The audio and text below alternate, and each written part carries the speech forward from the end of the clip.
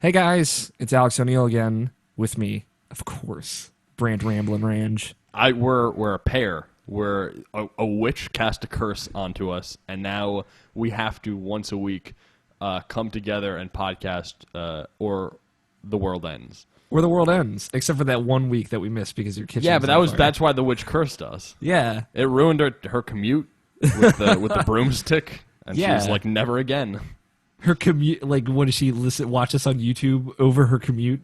No, I think she does, like, she's a fan of YouTube to mp3.com, and then she, like, synced it to a Zune. It's a witch. Yeah, it's witchcraft. It's witchcraft. Waffles versus Pancakes. We're gonna Yes. non-sequitur title this shit up, Right. and talk about some video games. Brandt, last week we hyped it up. Right. You know, we teased that you'd be going to PAX, and that And I did. wouldn't, and you did. How are you doing? Are you alive right now? I don't know. Yesterday, honest to God, since I got back, I have not known what day of the week it was. Yeah, I've made like conscious attempts to, and I was wondering why certain things weren't happening, and I realized it was the wrong day for that. But yeah, Monday, I drove back on Monday, and I was like, oh, I'm gonna drive back, and then I'm gonna like take a shower and get some work done. And I was so tired, and for people who know me, they know I'm a fan of a fruit-related company. I completely forgot that Apple had a keynote that day. I was like so off, and then I took the shower, and I'm like, I'm useless. I'm a useless pile of cells. And I still, like, after this, I'm gonna hang out with some friends of mine. I hope they rejuvenate me because, like, dear God, like, it's a crazy, crazy time. I know that feeling very well. It's kind of like it's kind of good to feel that way though, because that means you did what you were supposed to do. That's true. You did good the days where you were not useless. Yeah, I agree with that. Yeah, I the great thing is that if I ever cover PAX East again, I'll know what to expect. The floor was larger and smaller than I thought simultaneously. It was like big, but it was dense. So like I didn't know what I had the map, the guide map app, but I didn't know how big the booths were relative to other stuff. I had no prior knowledge or whatever. I had no frame of reference. So doing that was very, very kind of fascinating. And then I had an interesting experience. And maybe we'll talk a little bit about the games that I played, but I want to just talk about the whole PAX experience now that we've both have been within our lifetimes. Yeah. Did you find the experience? So I'd have the badge around my neck, and I'd walk around, and but the badge would flip. It would turn. Yeah. Oh yes. I was hoping this would have happened to you. And so I would walk up to a booth, any booth, and my badge would be flipped, and so the instructions were on the back, and they'd be like, "Oh, hey." And I'd be like waiting online, and then I'd look down, and I'd be like, oh, and then I'd flip it around, and then like instantly their demeanor would change, and you'd be brought into some weird fucking different room and be given discs and codes and promos and primos and like all sorts of other weird stuff. It really is like some sort of club. It really is some sort of like different experience where like honest to God, in some booths it felt like a speakeasy because they just like take you round back and be like, we're not showing people this yet, but like here's a game. Don't write about it until I have an embargo that doesn't lift for like a couple of weeks. They're just like, here's this game, play this game, don't tell people about this game, what do you think about this game? And I was like, oh, wow. And it was the first time where I really felt like a professional kind of human being, where like I get paid to write about the video games, and the stuff goes on a site that I don't, it's not like BrandtSaysThings.com. Yeah.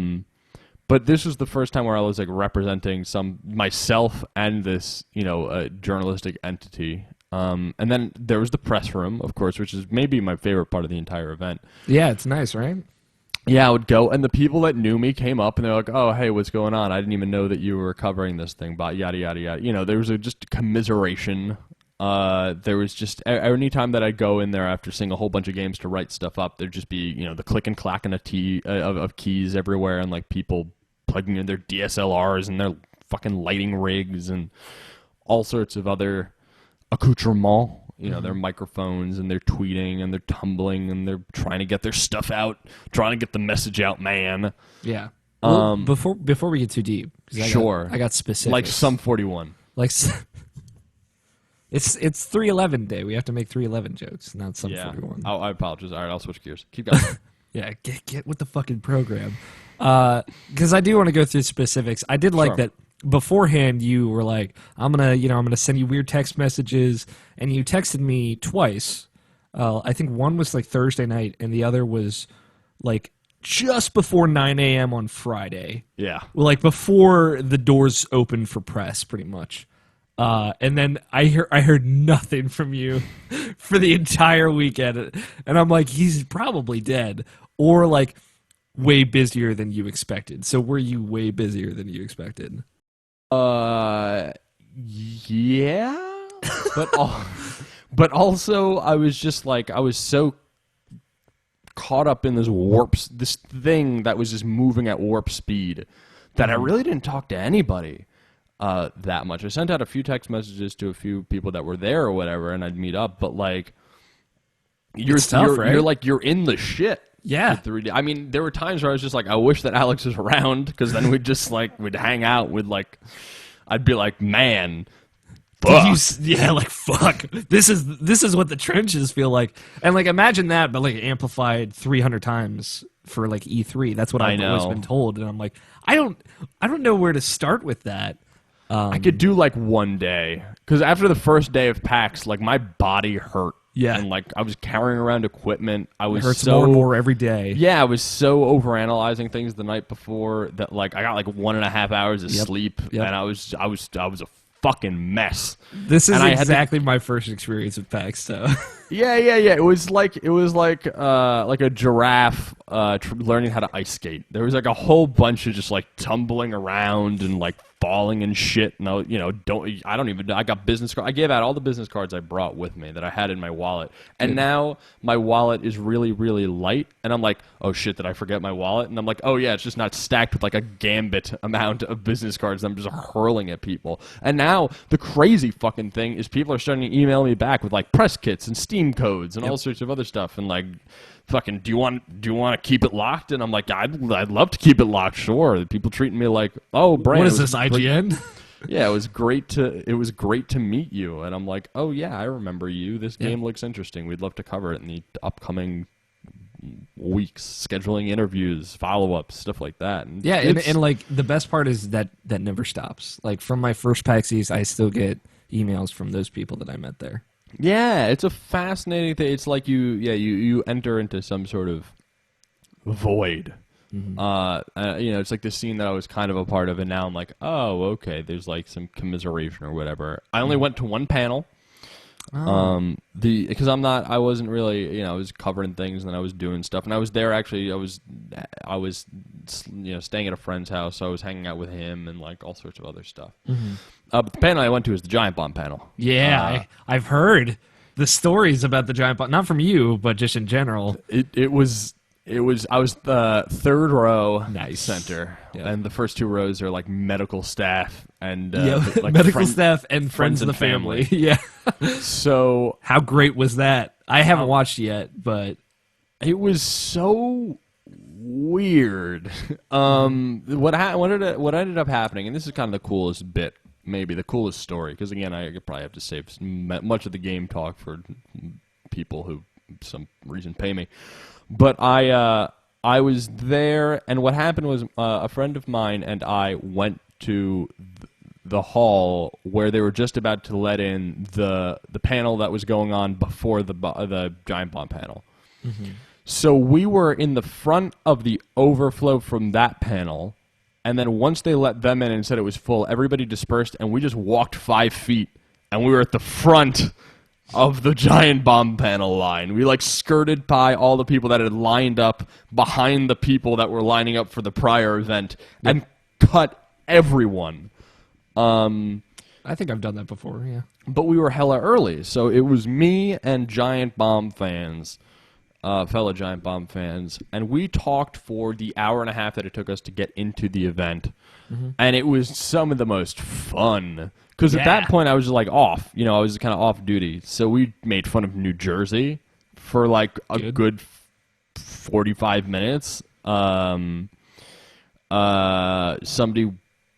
asked us to play a game of, and I'm not joking, sex toy or hamburger, which is when they say the name of something and you have to guess if it's a sex toy or a hamburger. Okay.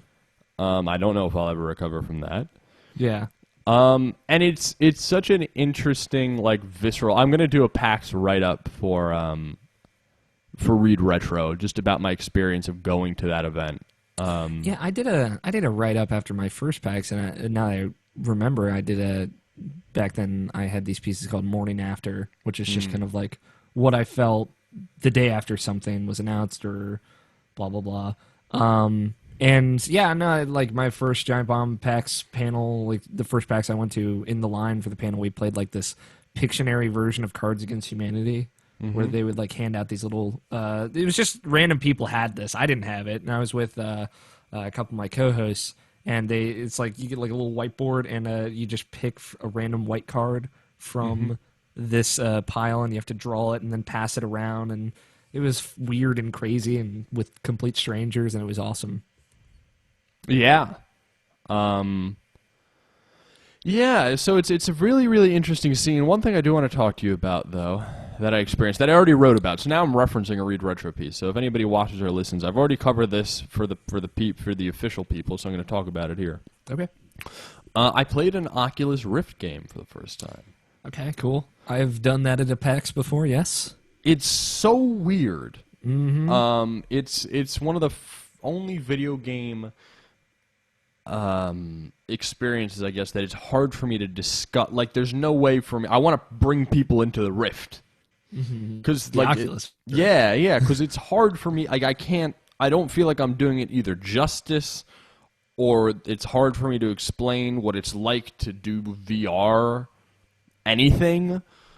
Because for me, it was a surreal experience. I like put the headset on, and I'm like, yeah, no, I'm looking around, and like things are changing, and like, you know, I'm moving, and like when I look down, I can't see my hands, and that's disorienting. Yes. I also can't. What game was it? It's a game called Pollen, and it's kind of like a first-person adventure game, like a la Gone Home. And you're in a spaceship, and you're a spaceman, and you do space things. Like play basketball and throw darts and fill cups with water. Were you playing with a controller or keyboard? Yes, I was playing with a controller. You should have just said yes and then walked away. Controller, headset, headphones. Yeah, I played this weird one where you were like inside a computer and you were hacking things. I can't think of the name, and I don't want to go sifting through old articles. I believe the word you're looking for is Tron. Yeah, it was kind of like Tron. So you would like look around to kind of like aim your cursor, and it's like this big room with these nodes around you, and you would look at a node and then hit A on the controller to like shoot your little hacking device into it. Nodes are fun to disperse. Yeah, and stuff. But like the node would spread out like a web all around you, so it would creep into your peripheral vision. And there were like key points that you were like, okay, I have 3 of these hacking things that I can shoot out, and I want to capture all of this. And as soon as I shoot one hacking thing out into the nodes, they'll try and start reversing it. So I have to disperse them so they can't keep up with the hacking. So you're like looking around. Dispersing versus hacking. All right, this sounds pretty cool. It's very simple, and like I think what the game will become will be like more abilities than that. But you know, it's cool how this like web creeps around you, so it feels like it's encompassing all of you, and they get more and more complex. So you're just like naturally looking around and then shooting whatever hacking device you have. So like, yeah, I understand that it's odd to try and explain what it's like to be in another room, essentially. Right. Yeah, it really is. I think PAX is... I'd like to go to other events. I think if I could cover any event or maybe any two, because it's pluses and minuses. I'd love to cover GDC, because it's easier to get your work done. You're basically talking to a developer. You're talking to the people that make the stuff, and like just from a logistical standpoint of like getting work done, GDC is amazing. And I'd really just love to go to TGS, because that would be like an otherworldly experience. Yeah, a friend of mine ended up going to TGS, and my co-host Nabishin, and I'm eternally jealous. He met Kojima, took a picture with him. Hideo, one might say. Yeah, I tell you what. That man tweets out the weirdest things. Oh yeah, and lots of delicious looking food. Yeah, a lot of ramen. So what was? I'm gonna take you through it step by step. So sure. Friday, when did you get to the convention center? You had your badge already, right? Yeah, I got there actually fairly late. Oof. I'm saying like, I really like got my crap together with only like 20 minutes to go in the press hour. And I don't know, to be perfectly honest, it was just 3 days of like blurry stuff. And I'm glad I was covering with another person. So like David would get in earlier, or I would stay later, or we would do like, we would be there at the same time and hand things off to one another. We'd play co-op games together, which is really, really great. So we could do like, we could both have a different perspective. And I spent all of my time in the Indie Mega booth. So the way the PAX is set up, you have the big stuff. So you got the Blizzard. Have you ever heard of Blizzard? I think so. Have you ever heard of the Twitch? Have you ever Twitched before? Twitched once. It was weird. Yeah, no. If you Twitch Blizz, then you activate the Astro Gaming panel, and shit gets weird. Yeah, I'm wearing my Astro Gaming headset right now. You are. I'm a Pay shill. us. Pay us money. Yeah. Please. The thing that I'm taking away from PAX really is that it's such an indie game show, and that's really cool. Yeah. You see all of these new ideas, and like I was talking to one-person development teams, or two-people development teams. And that really gave me, I think, a better perspective on the games industry in terms of where a lot of the more interesting ideas, in my opinion, are coming from. These people that are not tremendously older than us, getting together with 4 or 5 people and like making a game. And now that there's stuff like Steam and PSN and Xbox Live, they don't necessarily have to make this big retail game. They can make smaller stuff, which is so cool, and have these platforms to distribute them on, which is so cool. I also bought. They have a lot of merch there, like T-shirts and. I should have worn my PAX shirt instead. I'm wearing this dumb Last of Us shirt. Right, and I'm wearing this Ben Folds 5 shirt, which is not dumb because they're dope. Check them out. 311, man. I told you. Get with the program. Yeah, but the first rule about 311 is we don't talk about 311. True. But the only thing that I bought was Divorce the Game. It's a card game about divorce. Sweet. Because Andrew Yoon, a podcaster I really liked, who unfortunately passed away recently, it was what he had just finished before he died, so I bought it in memoriam of him, and it looks like it's a really, really fun time. That's awesome. I should get a hold of one of those. Yeah, you should. It's really great. There were 5 exclusive cards at PAX, and they are fucking horrifying. One day we'll play Divorce. Okay. Well, one day we'll get divorced, and it will be public and painful and loud. Everything that I do is loud.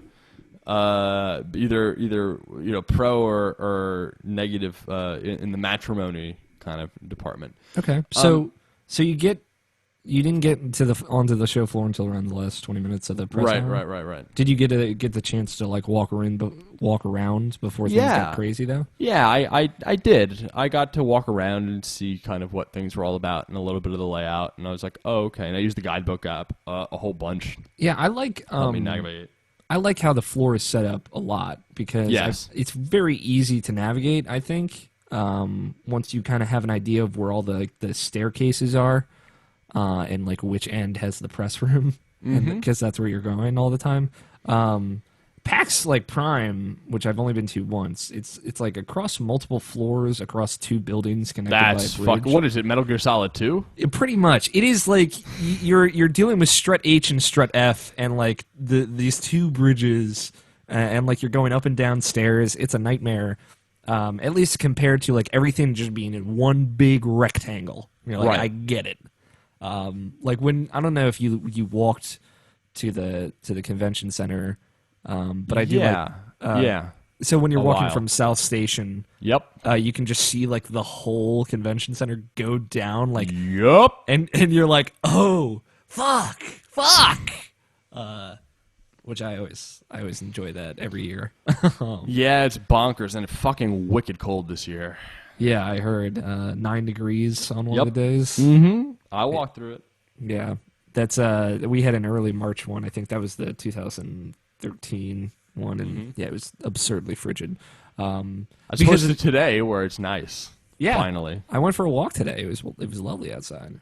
But so, tell me about like your press room experience. Did you get there early? Did you get a locker?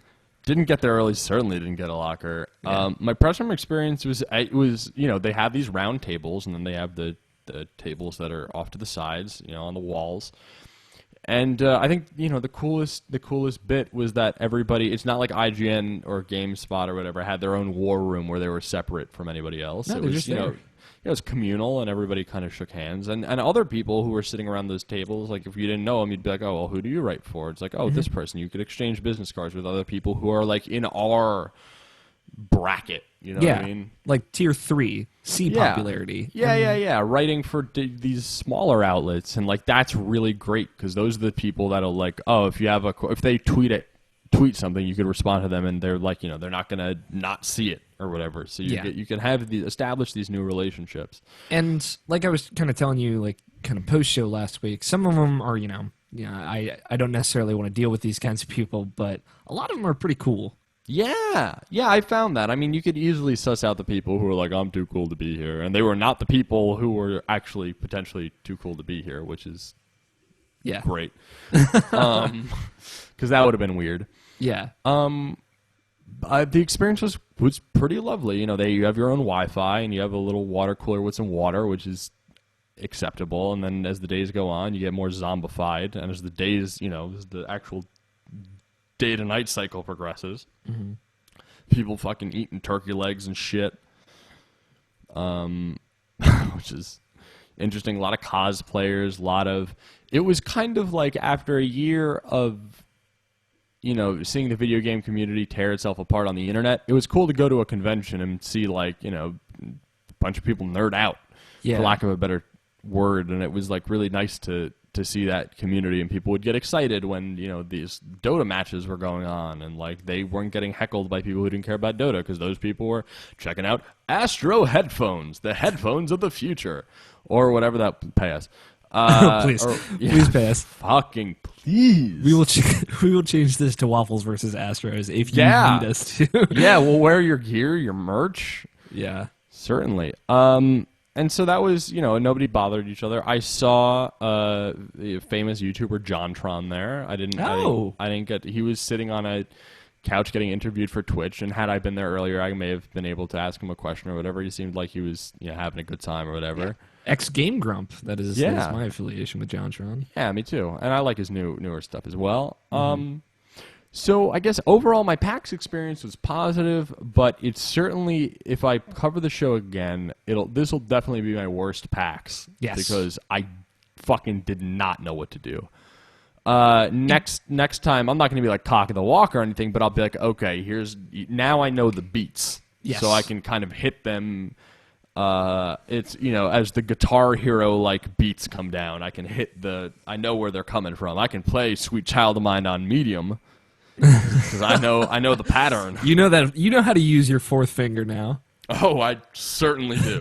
After those 3 days. Yeah, no, it's weird because you're so right. Like the first time I went, it was just kind of like, I'm just gonna have a good time. I'm not gonna cover it as well as I want to. I only ended up writing like 5 previews or something, which is still a considerable amount considering I think I only played 6 games. And then it's a different approach, like, because I went to PAX Prime that same year, like 2012. Right. And I was like, this is a mess for me because I don't know. I'm on the West Coast. I'm on West Coast time. I have to take a 45-minute train to even get into Seattle. And then I have to walk a little bit to kind of get to the convention floor. It's all across different floors. I don't know where anything is. I don't know where anyone is. But it was still, like, good. So, like, that next PAX East, I was like, I know what I'm doing a little bit more. Mm-hmm. And then the one after that, I was just, like, I was on top of my game. I had a fantastic time. I knew pretty much where everything was going to be just because I knew the floor so well. And right.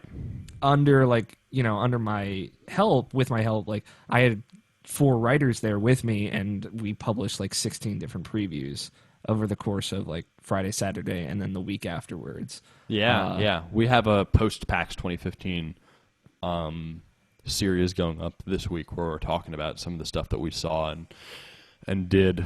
But yeah, I'd say, go. I don't know what it's like as an exhibitor. I think if I was an exhibitor, I'd probably go for one day because it's crazy. Yeah, because you're standing for 8 hours.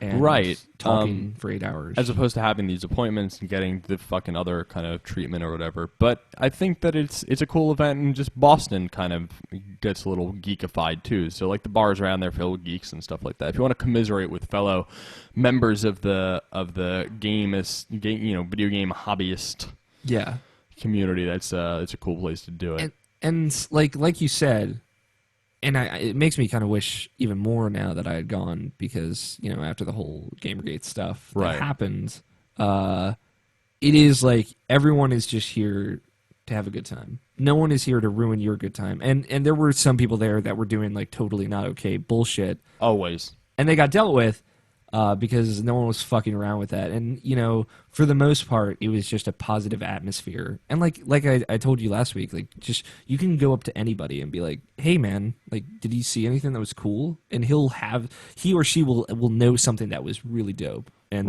you can just talk about it. Yeah, it's just good.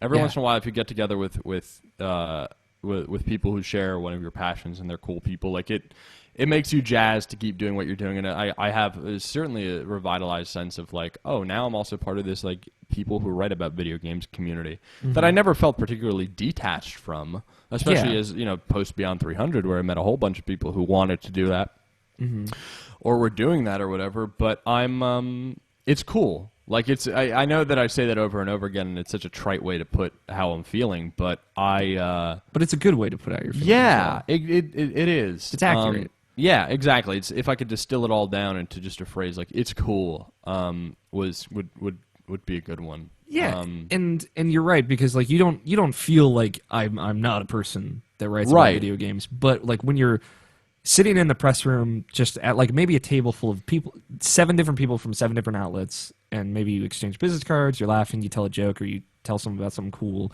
you're all just typing away. You're in the trenches with people, Right. And you're not alone. There's a sense of camaraderie.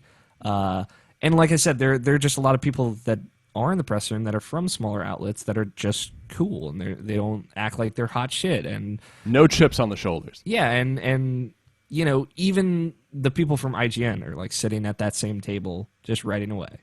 And it is a nice feeling to be like, we're all here because we all love this. And people aren't trying to be a dick about it. Right. That's true. So go to PAX East or any PAX or other cons if they're in your neck of the woods, and they seem to be springing up. PAX is coming everywhere, north, south, east, west. Yeah, Australia. Australia. So there is this picture. I followed Read Retro over the weekend because at Read Retro because I for some reason I hadn't yet, and apparently I don't support you as a friend. Yeah, you don't. Financially, emotionally. Yeah, especially financially. And they tweeted this picture of you and who was the other guy with you? David. So it's like it's Team Retro at the IGN party. And this picture of you. Yes. You just look out of your mind. I'm like, I don't want to sound like a dick or anything, but you look like you are defeated. That's how I fucking fatality, man. PAX East weekend was such a weird, crazy time that I was done. I was like glassy eyed, and I still had to drive home the next morning at like 7 in the morning. Yeah, that was the IGN party. I don't know what day that was. Where the picture was Sunday. Taken. That picture was taken at like 7 p.m. on Sunday. Okay, that's hilarious. Have you looked at this yes. picture? I was the one. It was taken with my phone. It's on my phone. I looked at it like yesterday, and I'm like, fuck. Not that I'm particularly put together every other day, but I was like, it was literally like, David, we need a picture of the two of us so we can post it to the Read Retro Twitter because you and I fucking covered this thing for 3 days. And he's like, all right. And the first time, 2 pictures were taken, Alex. Here's the behind the scenes. The first one, I didn't even smile.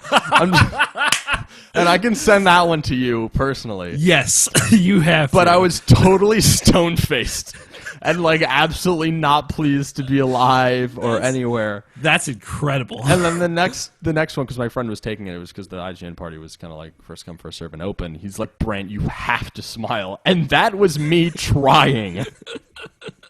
You look just a little bit drunk. Oh, I had been drinking, but not at that point. I figured not. I was just, that's what you looked like. Yeah, I look haggard. But that's great, because like that means I know you did good. It was a bonkers week. It was unlike many of the weekends I've had in my life. So yeah, that's a crazy fucking picture. So was it the best time of your life? I'd never felt that way before, I can tell you that much. It's true. It was good, but it's still nothing compared to Podcast Beyond 300 weekend. I think that left such a crazy high watermark of like so many important. It's like it was legit. It was a big bang. Yeah. For so many of the ways that my life has gone and is going now. The people that I interact with often, the stuff that I'm doing, people that I met, like so much changed that weekend. I knew that weekend would be very, very important. But over time, it just becomes even more and more significant, which is cool. Like I know a friend of mine from there will be like a Podcast Beyond Podcast Beyond 300 table at their wedding, and so had that not happened, I would never have known the people that were at that table or the people getting married. That's so awesome. Compared to that, it wasn't the cat's pajamas, but I also wasn't covering that. But it was. I think it'll always be a significant weekend for me. I'll always keep my badge because it was the first time where I was like, oh wow, I'm like not exactly a big kid journalist, but like I'm kind of doing this thing that I've wanted to do, and now I feel like I'm doing it in like a real kind of tangential way. Mm-hmm. Yeah, I'm glad that it was cool for you though. Yeah, it's cool, man. All right, cool. So take us home, Alex. Well. Is there anything else? Any closer? Or are we going to save it for this weekend? No, we'll talk about it this weekend. Okay. Well, first I'll say before we cut this out, if you like Brandt and I podcasting together, which you should, because the witch will end the earth. We can't stop this. We're legally obligated. Yes, contractually obligated. That's to a true. Witch. Well, Brandt. Hopefully, for real this time, you're going to be on Irrational Passions podcast this weekend. Yeah, it'll be a good time. I can't wait. It'll be irrational and passionate and bonkers. I will have a couple of drinks. Yeah. And you'll cut loose. We're pretty like serious on this show. I think we take it very seriously. And we don't. There's no yucks. There's no. Well, I mean there are. There are waffles and there are pancakes, but like it'll be it'll be more relaxed. Oh, don't even worry about it. Don't even worry. I'm gonna if there's any semblance of plans or rails, they will be derailed, and the plans will. I'll tear them up and I'll throw them in the wind, and I'll be like, well, let's Alex 1-0. You, me, and your buddies are gonna ride off into the sunset. So let's get this thing rocking and rolling. Yeah, it's gonna be awesome. So it's gonna be fun. That's going to be live on Friday at some point, and we'll tweet about it on the @IrrationalPod Twitter account. But if you'd like to hear more from Brandt, you can obviously read his stuff at Read Retro. Read his Please do. PAX content because I'm sure it's awesome. I read one of your previews. Previews. For the Pirates game. Oh, yeah, cool. Windward. Yeah, it sounds dope. Yeah, it's pretty dope. I actually I got a key for that, so there'll be more of that for me. Cool. And you can follow Brandt at Ranj on Twitter. That's right. For all of his incense. BRANJ. Yeah, I review incense. Yeah, I don't know why I said incense. Dragon. Better than saying incest, though. So, like, that's would be far less accurate and far more offensive. So yes. What about you? Where can people find you and your incestuous self? I am at AlFighter27 on Twitter, which spells just like it sounds, and not a lot of incest on there. In fact, not any. But I also host Rational Passions podcast, which you can find on iTunes and Stitcher and blah blah blah, and right here on YouTube.com/Rational Passions. I love how you mentioned that I say my Twitter is not about incest. You say your Twitter is not about incest, and then you don't say anything. You're like, the Irrational Passions podcast can be found here, and you're winking to the camera. That could be anything. Irrational Passions. Just look at the fucking title, man. Oh, that's accurate. Oh, I get it now. Limitless potential. That's the tagline. Yeah, please subscribe here on YouTube and watch these every Wednesday. Yeah, we like doing these, and we've got more stuff coming now that PAX is over. Yeah, and Astro Gaming will notice us and pay us big bucks. Yeah, if you like this, subscribe, leave a comment, we'll respond. I'll tell Brandt, and he'll text me some snarky response. I do, or a pun. And like this, because some people have been going back and watching these, and that's awesome. So yeah, no, I'm flattered anytime people watch anything that I'm involved in. And I like doing the show. Alex and I have a pretty good rapport. Yeah, weirdly enough, because we just did that one podcast, and they were like, we should do something like this. Yeah, that's true. It was revenge for you throwing me off of this bus of, like, you're talking for 45 minutes about games you like. I talked too, and we had a good time. So. Yeah, we did. And Misdiagnosis, that's your YouTube show. That's true, with Nikki Powell, who is exceptional. We just recorded some more episodes yesterday, so those will be up in the coming weeks. Yeah, that's our show. Thank you so much for watching. We will catch you next Wednesday, and don't forget to tune in to Irrational Passions podcast this weekend or next Tuesday in audio form. So we'll catch you then, guys.